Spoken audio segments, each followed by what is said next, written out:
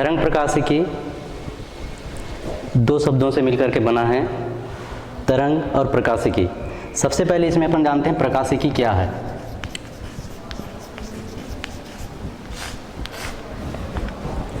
प्रकाशिकी भौतिक विज्ञान की वह शाखा है जिसके अंतर्गत हम प्रकाश ऊर्जा और प्रकाश से संबंधित विभिन्न घटनाओं का अध्ययन करते हैं, उसे हम प्रकाशिकी के अंतर्गत पढ़ते हैं। जैसे पहली शाखा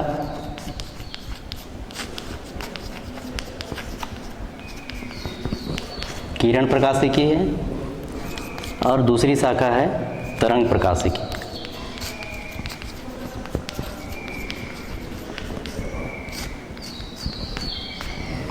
किरण प्रकाशिकी के अंतर्गत जो प्रकाश है वह किरण की तरह व्यवहार करता है और उसका अध्ययन हम किरण प्रकाशिकी के अंतर्गत करते हैं।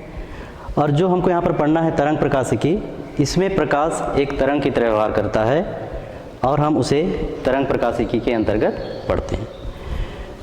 अब यहाँ पर प्रकाश से संबंधित कुछ घटना है जिसके बारे में आप लोग पूर्व से परिचित हैं, उनके बारे में मैं एक छोटा सा रिकेप करता हूँ, बताता हूँ। प्रकाश संबंधी कुछ घटनाएं जिसमें से है, जैसे पहला है प्रकाश का सरल रेखा में गमन करना। प्रकाश हमेशा सरल रेखा में गमन करता है। उसके बाद है दूसरा प्रकाश का परावर्तन। प्रकाश का परावर्तन, यदि मान लो ये भी प्रकाश संबंधी घटना है, जब कोई प्रकाश किरण किसी चमकीली सतह पर आपतित होती है तो चमकीली सतह से टकराकर पुनः उसी माध्यम में लौट आती है। इस घटना को हम प्रकाश का परावर्तन कहते हैं। इसी प्रकार से प्रकाश संबंधी और घटनाओं में है प्रकाश का अपवर्तन,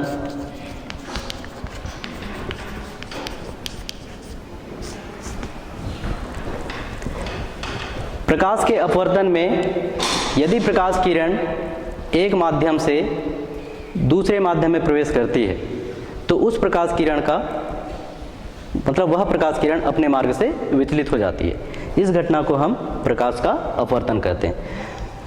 प्रकाश के परावर्तन और अपवर्तन में एक बात विशेष है। प्रकाश के परावर्तन में प्रकाश किसी चमकीली सतह से टकराकर पुनः उसी माध्यम में वापस आता है और प्रकाश के अपवर्तन में प्रकाश एक माध्यम से दूसरे माध्यम में प्रवेश करता है और उस दौरान वह अपने मार्ग से विचलित हो जाता है, तो इसे हम प्रकाश का अपवर्तन कहते हैं। इसके बाद है प्रकाश संबंधी और गुणधर्म में प्रकाश का वर्ण विक्षेपण।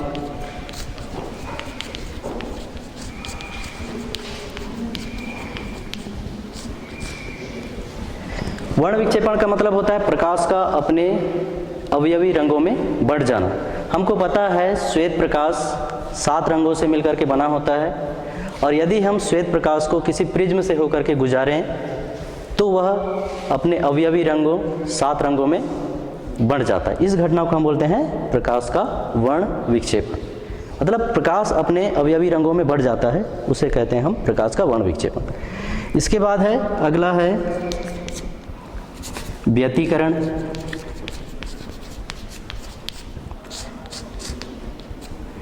प्रकाश का व्यतिकरण, प्रकाश के व्यतिकरण में यदि दो समान आवृत्ति और लगभग समान आयाम की 2 तरंगे एक निश्चित दिशा में गतिशील हैं तो उन दोनों तरंगों का अध्यारोपण हो जाता है और प्रकाश की तीव्रता में परिवर्तन हो जाता है, तो उस घटना को हम बोलते हैं प्रकाश का व्यतिकरण। इसके बारे में हम तरंग प्रकाशिकी में विस्तार से अध्ययन करेंगे, वो घटना है व्यतिकरण। इसके बाद है विवर्तन, प्रकाश का विवर्तन। प्रकाश किसी तीक्ष्ण धार वाले किनारों पर मुड़ जाता है। जैसे हम इस रूम में बैठे हैं और हमारी आवाज़ इस रूम में बैठे हुए सभी व्यक्तियों को सुनाई देती है। इसका रीज़न है विवर्तन, मतलब प्रकाश तीक्ष्ण धार वाले किनारों पर मुड़ जाता है, तो इस घटना को हम बोलते हैं प्रकाश का विवर्तन। और है ध्रुवण। ध्रुवण की घटना में प्रकाश की जो तरंगें हैं वो पूर्ण रूप से सम्मित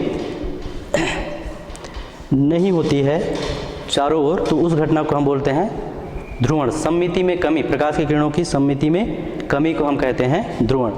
तो इस चैप्टर में हम तरंग प्रकाशिकी के अंतर्गत व्यतिकरण, विवर्तन और ध्रुवण, प्रकाश संबंधी इन तीनों घटनाओं का विस्तार से अध्ययन करेंगे। इसके बाद अपन देखते हैं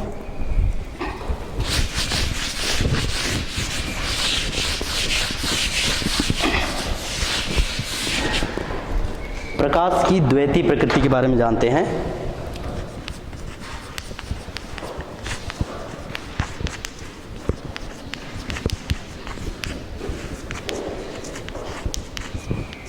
प्रकाश की द्वैती प्रकृति, डुअल नेचर भी इसको बोलते हैं अंग्रेजी में, डुअल नेचर ऑफ लाइट। प्रकाश की द्वैती प्रकृति,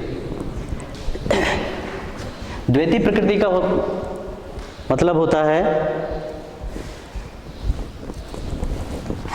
प्रकाश का दो तरह से व्यवहार करना। तो प्रकाश कहीं पर कण की भांति व्यवहार करता है और कहीं पर तरंग की भांति व्यवहार करता है, तो उसे प्रकाश की द्वैती प्रकृति कहते हैं। मतलब प्रकाश कहीं पर कण की तरह व्यवहार करता है और कहीं पर तरंग की तरह व्यवहार करता है, तो उसे हम कहते हैं प्रकाश की द्वैती प्रकृति। अब इसी के आधार पर कुछ नियम प्रतिपादित किए गए, जिसमें से प्रकाश की जो कण की प्रकृति के आधार पर न्यूटन ने जो नियम दिया था उसको कहते हैं न्यूटन का कणिका सिद्धांत। और तरंग प्रकृति के आधार पर आइगन नामक वैज्ञानिक ने एक दूसरा सिद्धांत प्रतिपादित किया था, बताया था, उसको हम बोलते हैं आइगन का तरंग सिद्धांत। इसमें हम सबसे पहले देखते हैं न्यूटन का कणिका सिद्धांत क्या है। न्यूटन के कणिका सिद्धांत के आधार पर इसका पहला जो अभिगृहित है, पहला जो प्रकार है, इसमें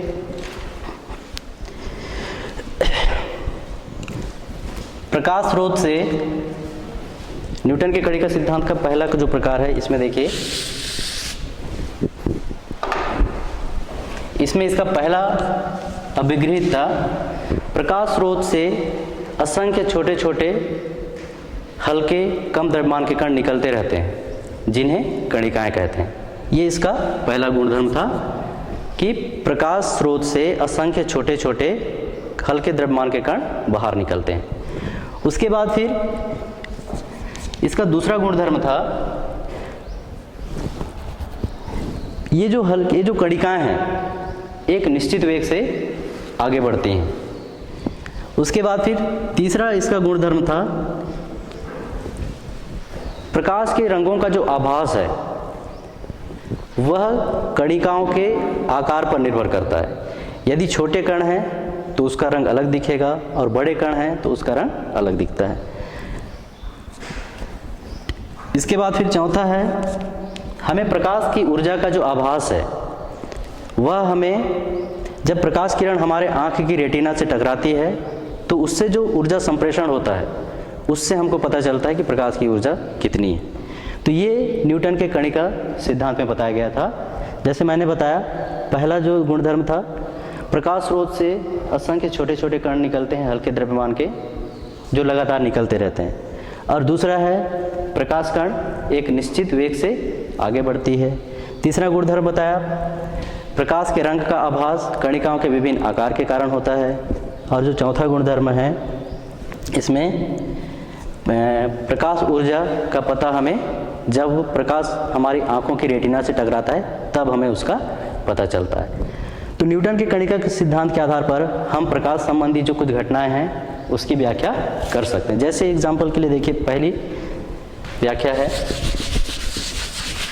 न्यूटन के कणिका सिद्धांत के आधार पर हम ये बता सकते हैं कि प्रकाश स्रोत में ऊर्जा होती है। जैसे न्यूटन की कणिका सिद्धांत का पहला अभिक्रित है, न्यूटन के आधार पर जो पहला अभिक्रित है कि जो प्रकाश स्रोत है उसमें से कण लगातार निकलते रहते हैं, हल्के कण, और वे विभिन्न दिशाओं में अनियमित रूप से गति करते रहते हैं। तो गति करते रहते हैं मतलब उसमें गतिज ऊर्जा होती है। कणिका में क्या होती है? गतिज ऊर्जा होती है, और वही गतिज ऊर्जा उस प्रकाश स्रोत की ऊर्जा होती है। उसके बाद फिर है, जैसे हम परावर्तन की व्याख्या करते हैं न्यूटन के कणिका सिद्धांत में, परावर्तन के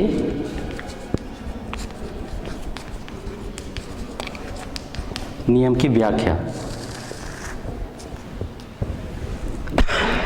न्यूटन के कणिका सिद्धांत में परावर्तन के नियम की व्याख्या करने के लिए न्यूटन ने यह माना कि जब कोई प्रकाश किरण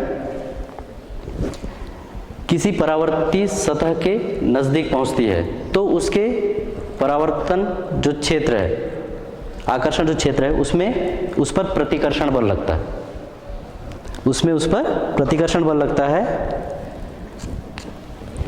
और उसके आधार पर उन्होंने परावर्तन के नियम की व्याख्या की थी। उसी प्रकार से जब उन्होंने अपवर्तन के नियम की व्याख्या की तो उसके लिए उन्होंने माना कि जब कोई प्रकाश किरण किसी अपवर्ती सतह के समीप पहुंचती है तो उस पर जब प्रकाश किरण सघन माध्यम से विरल माध्यम में प्रवेश करता है तो उस स्थिति में बताया कि उस पर उस समय प्रतिकर्षण बल कार्य करता है, और जब प्रकाश किरण विरल से सघन माध्यम में प्रवेश करता है तब उन्होंने बताया कि उस पर आकर्षण बल कार्य करता है। तो इस प्रकार से न्यूटन ने एक ही नियम की व्याख्या करने के लिए अलग अलग मान्यताएं दी। इसी वजह से न्यूटन के कणिका सिद्धांत को बाद में अमान्य करार दिया गया। ठीक है, कहीं पर जैसे अभी मैं बताया परावर्तन के नियम में कहा न्यूटन ने कि जो परावर्तक सतह है उसके समीप उस पर प्रतिकर्षण बल कार्य करता है, और अपवर्तन के व्याख्या करने के लिए उन्होंने बताया कि अपवर्तक पृष्ठ के समीप जब सघन माध्यम से विरल माध्यम में प्रकाश किरण प्रवेश करता है तो उस समय उन्होंने ये बताया कि प्रतिकर्षण बल कार्य करता है, और जब विरल माध्यम से सघन माध्यम में प्रवेश करता है तब उन्होंने बताया कि उस पर आकर्षण बल। तो इस प्रकार से एक ही नियम की व्याख्या करने के लिए उन्होंने अलग अलग धारणाएं बताई, जिसके कारण बाद में न्यूटन के कणिका सिद्धांत को अमान्य करार दिया गया। और इसके जगह पर बाद में आइगन ने एक नया, जिसका नाम है आइगन का तरंग सिद्धांत।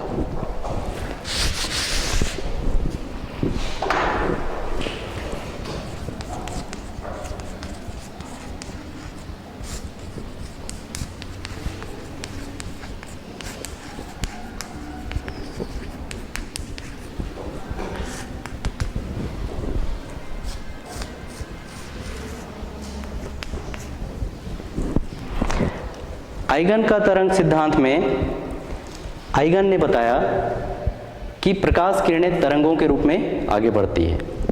सबसे पहले इसका अभिक्रिया था प्रकाश किरणें तरंगों के रूप में आगे बढ़ती है, और दूसरा गुणधर्म था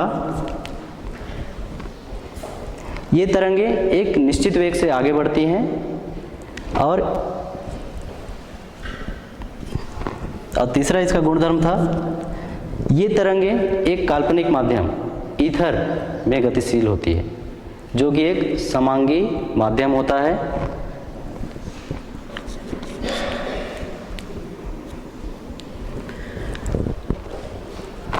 तो इस प्रकार से ये आइगन के तरंग सिद्धांत थे, जिसके आधार पर उन्होंने बताया था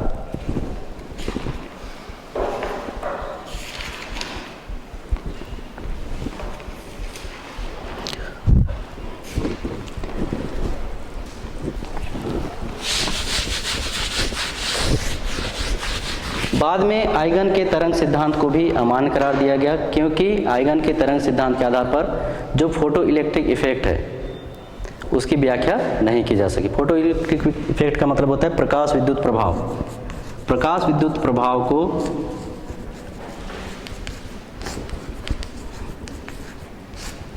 आइगन के तरंग सिद्धांत के आधार पर नहीं समझाया जा सका। प्रकाश विद्युत प्रभाव क्या होता है? यदि किसी धातु की सतह पर ऊष्मा आपतित की जाए तो उस धातु की सतह से इलेक्ट्रॉन उत्सर्जित होते हैं, तो इस घटना को हम बोलते हैं प्रकाश विद्युत प्रभाव। प्रकाश विद्युत प्रभाव की व्याख्या तरंग सिद्धांत के आधार पर नहीं की जा सकी थी, आइगन के तरंग सिद्धांत के आधार पर।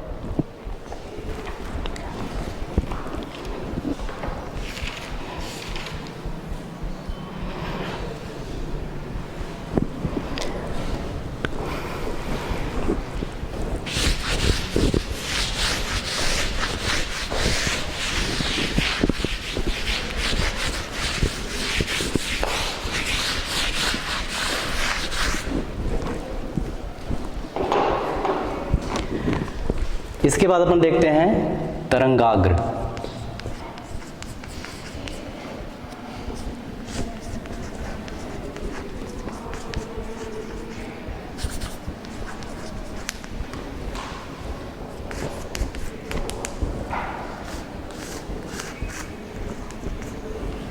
Wave front.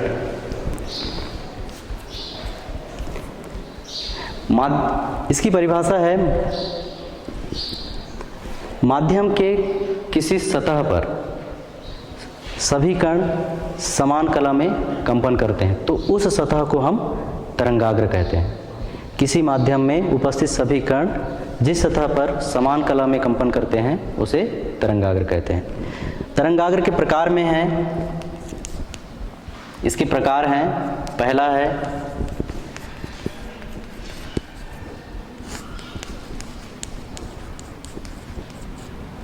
गोलीय तरंगाग्र,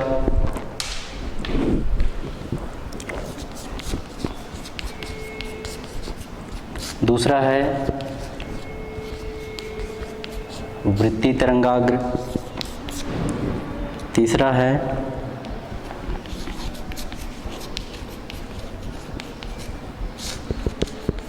बेलनाकार तरंगाग्र और चौथा है समतल तरंगाग्र। सबसे पहले अपन देखते हैं गोलीय तरंगाग्र। गोलीय तरंगाग्र में जो प्रकाश स्रोत है वो बिंदुवत होता है।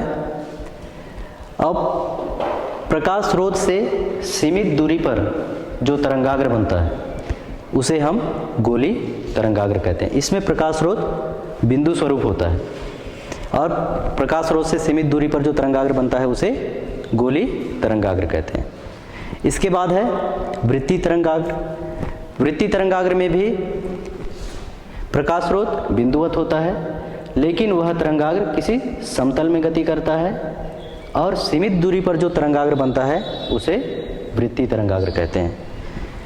और बेलनाकार तरंगाग्र में जो स्रोत जो होता है वो लीनियर होता है, रैखिक होता है, बिंदुवत नहीं होता और स्रोत से सीमित दूरी पर जो तरंगाग्र बनता है उसे बेलनाकार तरंगाग्र कहते हैं।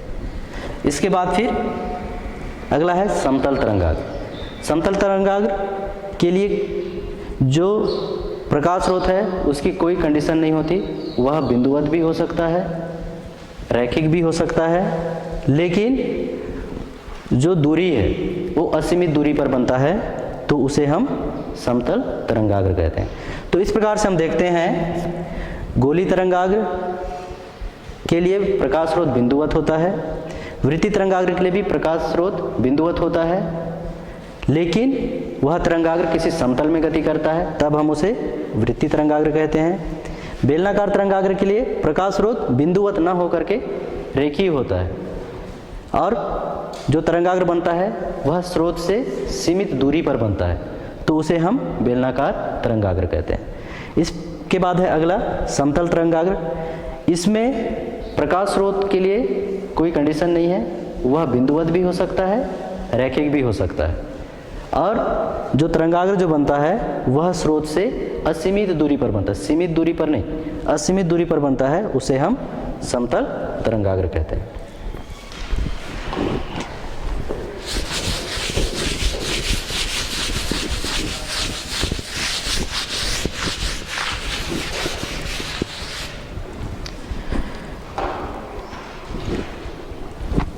इसके बाद है हमारा अगला टॉपिक है तरंगाग्र से संबंधित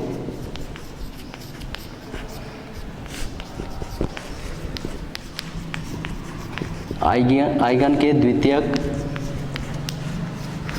तरंगिकाओं का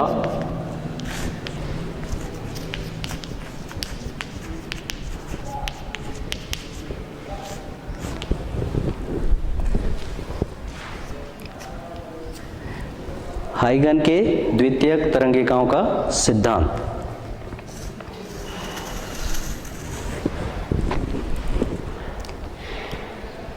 आइगन के द्वितीयक तरंगिकाओं के सिद्धांत में इसका पहला मुख्य अभिगृहित था। इसके अनुसार प्रकाश स्रोत का प्रत्येक बिंदु प्रकाश स्रोत के प्रत्येक बिंदु से अन्य कण निकलती हैं, जिन्हें हम द्वितीयक तरंग कहते हैं। प्रकाश स्रोत से अन्य तरंगें निकलती है, जिसे हम द्वितीयक तरंगिकाएं कहते हैं। ये इसका पहला अभिगृहित था। दूसरा अभिगृहित था, ये तरंगिकाएं मूल वेग से आगे बढ़ती हैं। और इसका तीसरा अभिगृहित था, तरंगाग्र के पृष्ठ पर जो अनुवालोक खींचा जाता है वह उस तरंगाग्र के अगली स्थिति को प्रदर्शित करता है। तो इस प्रकार से आइगन ने जो द्वितीयक तरंगिकाओं का सिद्धांत दिया था वो इस बात पर आधारित था कि तरंगें आगे कैसे बढ़ती हैं, प्रकाशिक जो तरंग है उनका संचरण कैसे होता है और प्रकाश तरंगिकाएं आगे कैसे बढ़ती है, उसके लिए आइगन ने द्वितीयक तरंगिकाओं का सिद्धांत दिया था। इसके आधार पर उन्होंने बताया था तरंगाग्र के प्रत्येक बिंदु से तरंगिकाएं निकलती हैं, जिन्हें द्वितीयक तरंगिकाएं कहा जाता है। और ये द्वितीयक तरंगिकाएं जो मूल तरंग है उसके वेग से ही आगे बढ़ती हैं। और जो तीसरा इसका अभिगृहित था, जो तरंग है, जो तरंगाग्र है उसके पृष्ठ पर जो बाहर की ओर जो अगला पृष्ठ खींचा जाता है वह उस तरंग के अगली स्थिति को प्रदर्शित करता है। यदि हम इसको एक डायग्राम के माध्यम से देखना चाहें तो इस प्रकार से देख सकते हैं। जैसे एक प्रकाश स्रोत है, इसमें से जो तरंगाग्र बन रहा है इस प्रकार से, जैसे तरंगाग्र है AB, एक बेलनाकार तरंगाग्र है। अब इसी पर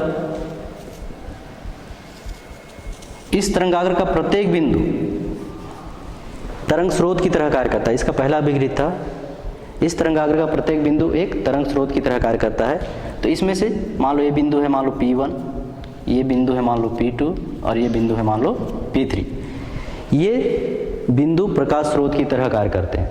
और इस पर यदि हम कोई अनुवालोक खींचें, इस प्रकार से एक त्रिज्या बना करके एक वृत्त खींचें, तो यह अगली स्थिति को प्रदर्शित करता है। मतलब यहाँ पर अब ये पहुँच गया। इसको अपन डिनोट कर सकते हैं A', P'। इसी प्रकार से आगे हम और बना सकते हैं। मान लो इस बिंदु पर अगला जैसे Q1 है, ये यहाँ पर Q2 है, यहाँ पर Q3 है, यहाँ पर, और इस प्रकार से अनुवालोक खींच सकते हैं। तो अगली स्थिति को A', B'। इस प्रकार से पहले तरंगाग्र AB पर था, वह तरंगाग्र आगे बढ़ करके A', B' पर पहुंचा, फिर आगे A', B' तक पहुंचा।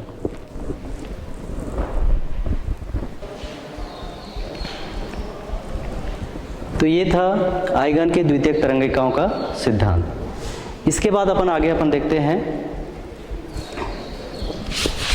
प्रकाश का व्यतिकरण।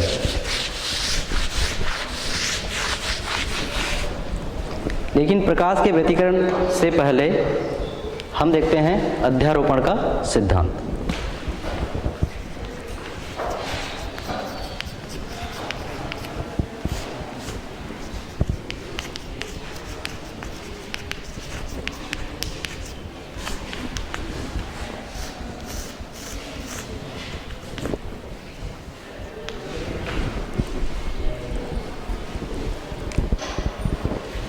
इसके आधार पर यदि दो या दो से अधिक प्रकाश तरंगें किसी माध्यम में एक ही दिशा में गति करती हैं तो उन सभी तरंगों का अध्यारोपण हो जाता है, जिसके कारण उनका जो परिणामी जो विस्थापन जो होता है वह अलग अलग तरंगों के विस्थापनों के सदिश योग के बराबर होता है। अध्यारोपण के सिद्धांत के आधार पर यदि दो या दो से अधिक प्रकाश तरंगें किसी माध्यम में एक निश्चित दिशा में गमन करती हैं तो उनका जो परिणामी विस्थापन जो होता है वह अलग अलग तरंगों के विस्थापनों के सदिश योग के बराबर होता है। यदि मान लो दो या दो से अधिक जो तरंगे हैं उनके विस्थापन अलग अलग इस प्रकार से हैं, जैसे पहले तरंग का विस्थापन y1 है, दूसरे तरंग का विस्थापन y2 है, तीसरे तरंग का विस्थापन y3 है, इसी प्रकार से आगे अन्य तरंगों का विस्थापन है।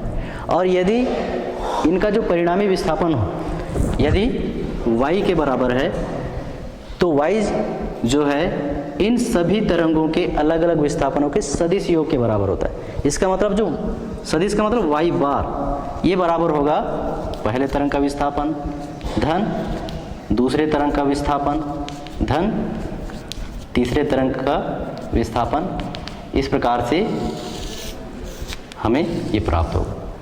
तो हम इसको बोलते हैं अध्यारोपण का सिद्धांत। अध्यारोपण के सिद्धांत में एक खास बात है कि इसमें जो परिणामी जो विस्थापन जो होता है वो अलग अलग तरंगों के विस्थापनों के योग के बराबर होता है और इसी सिद्धांत पर आधारित है प्रकाश का व्यतिकरण। आगे अपन देखते हैं प्रकाश का व्यतिकरण।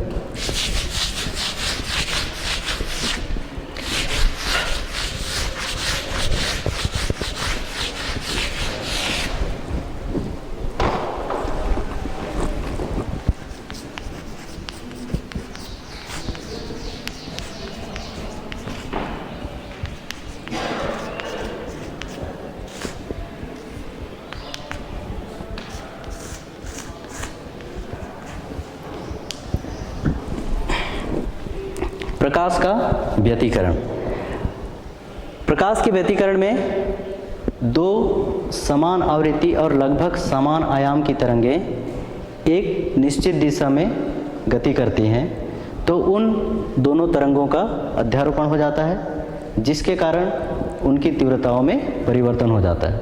तो इस घटना को हम कहते हैं प्रकाश का व्यतिकरण। एक बार फिर से, जैसे प्रकाश का व्यतिकरण को यदि हम परिभाषित करना चाहें तो कैसे परिभाषित कर सकते हैं? जब दो प्रकाश तरंगें जिनकी आवृत्ति समान हो और आयाम लगभग समान हो किसी एक दिशा में संचरित होती है तो उन दोनों तरंगों का अध्यारोपण हो जाता है। अध्यारोपण के कारण उन का जो परिणामी जो तीव्रता होता है उसमें परिवर्तन हो जाता है। तो इस घटना को हम कहते हैं प्रकाश का व्यतिकरण। क्योंकि प्रकाश का जो इसमें जो प्रकाश की जो तीव्रता है वह जो तरंगों का जो आयाम होता है उसके वर्ग के व्युत्क्रमानुपाती होता है। इस वजह से उसकी तीव्रताओं में परिवर्तन होता है। मतलब प्रकाश की जो तीव्रता जो आई है वह प्रकाश की जो तरंग है उसका आयाम यदि r है तो इसके वर्ग के अनुक्रमानुपाती होता है। इसी कारण जब प्रकाश का व्यतिकरण होता है तो उसकी तीव्रता में परिवर्तन होता है। यहाँ पर हम देख सकते हैं I प्रकाश की तीव्रता है और R आयाम है। तो प्रकाश की तीव्रता आयाम के वर्ग के अनुक्रमानुपाती होती है, जिसके कारण प्रकाश की तीव्रता में यहाँ पर परिवर्तन होता है। इसके बाद हम देखते हैं प्रकाश के व्यतिकरण के प्रकार। प्रकाश का व्यतिकरण दो प्रकार का होता है।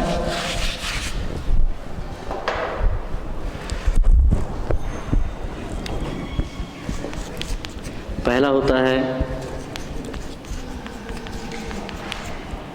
संपोषी व्यतिकरण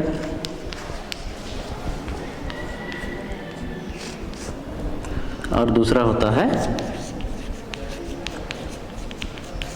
आंशी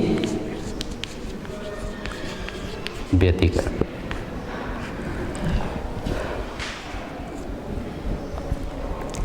संपोषी व्यतिकरण में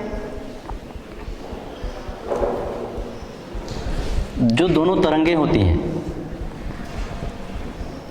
वे समान कला में कंपन करती हैं। दोनों तरंगें जो होती हैं जो एक ही दिशा में गमन करती हैं वो समान कला में कंपन करती हैं, जिसके कारण उसकी प्रकाश की तीव्रता में जो परिवर्तन होता है वो मैक्सिमम होता है, अधिकतम होता है।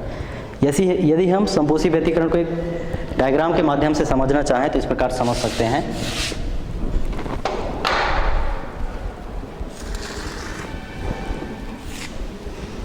जैसे ये पहला वेव है, पहला तरंग है और ये दूसरा तरंग है।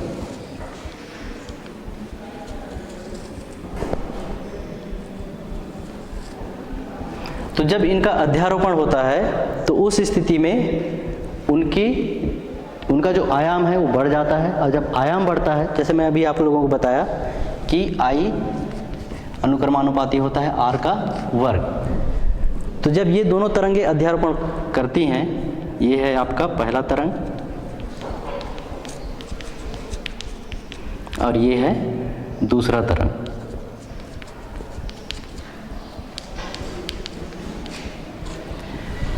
पहला तरंग और दूसरा तरंग ये जब दोनों अध्यारोपित होती हैं तो उनका आयाम बढ़ जाता है। तो आयाम बढ़ने की वजह से, चूंकि प्रकाश की तीव्रता आयाम के वर्ग के अनुक्रमानुपाती होती है, इसलिए प्रकाश की तीव्रता बढ़ जाती है और जो परिणामी जो तरंग है वो इस प्रकार से बनता है।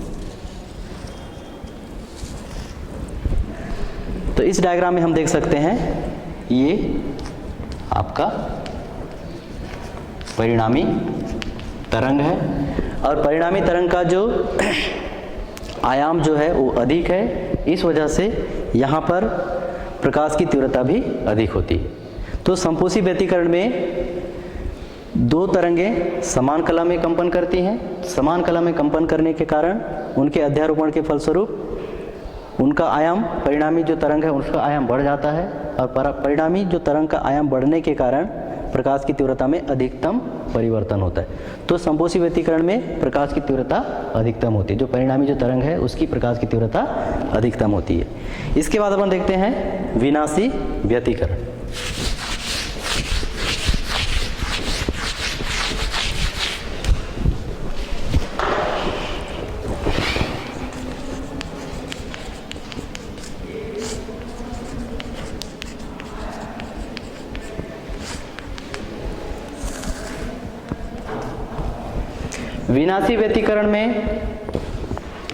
विनाशी व्यतिकरण में दोनों तरंगें विपरीत कला में कंपन करती हैं। विपरीत कला का मतलब, जैसे जो तरंगें जो है, एक बार यहाँ पे तरंग से संबंधित एक बात और बताना चाहूँगा मैं आप लोगों को। जैसे तरंगें दो प्रकार की होती हैं, एक होता है अनुप्रस्थ तरंग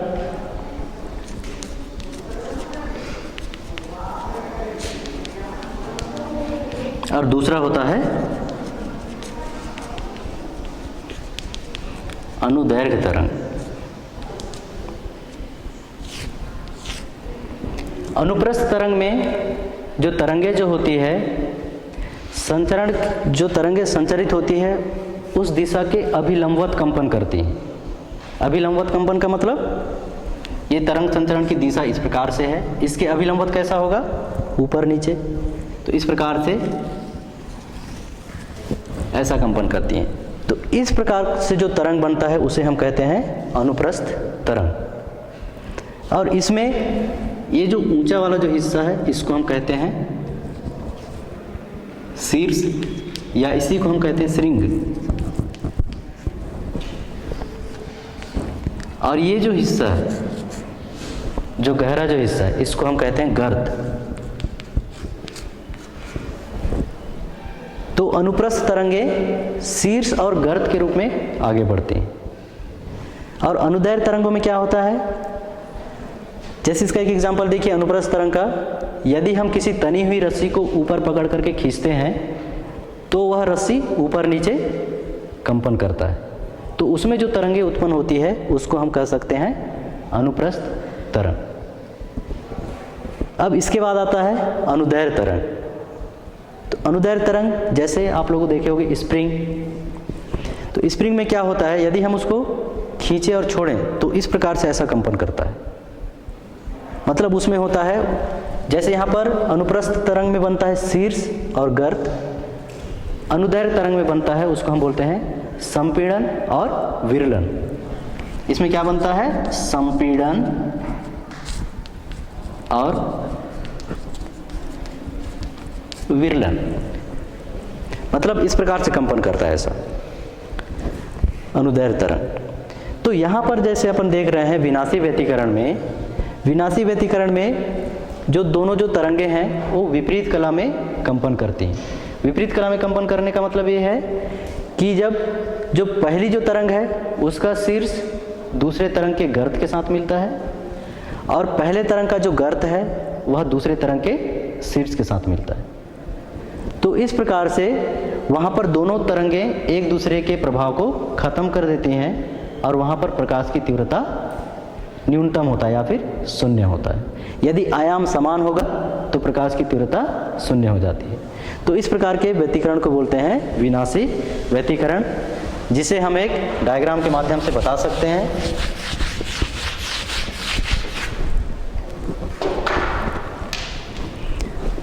जैसे यहाँ पर देखिए,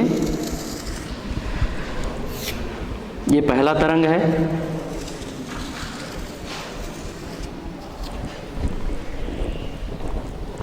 विनाशी व्यतिकरण में दोनों तरंगें विपरीत कला में कंपन करती हैं। ये आपका पहला तरंग है।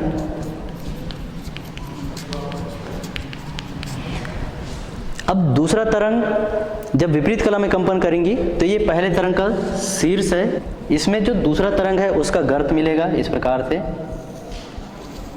पहले तरंग का गर्त है, इसमें दूसरे तरंग का शीर्ष बनेगा और इस प्रकार से ये तरंग दूसरी तरंग आगे बढ़ती है। तो ये है आपका दूसरा तरंग। तो इस स्थिति में हम देखते हैं पहले तरंग का शीर्ष दूसरे तरंग के गर्त से मिल रहा है, पहले तरंग का गर्त दूसरे तरंग के शीर्ष से मिल रहा है। तो ये जब ये अध्यारोपित होती हैं तो दोनों एक दूसरे के प्रभाव को खत्म कर देती हैं और इस स्थिति में जो परिणामी जो तरंग बनता है, मतलब यहाँ पर परिणामी तरंग नहीं बनता। क्यों नहीं बनेगा?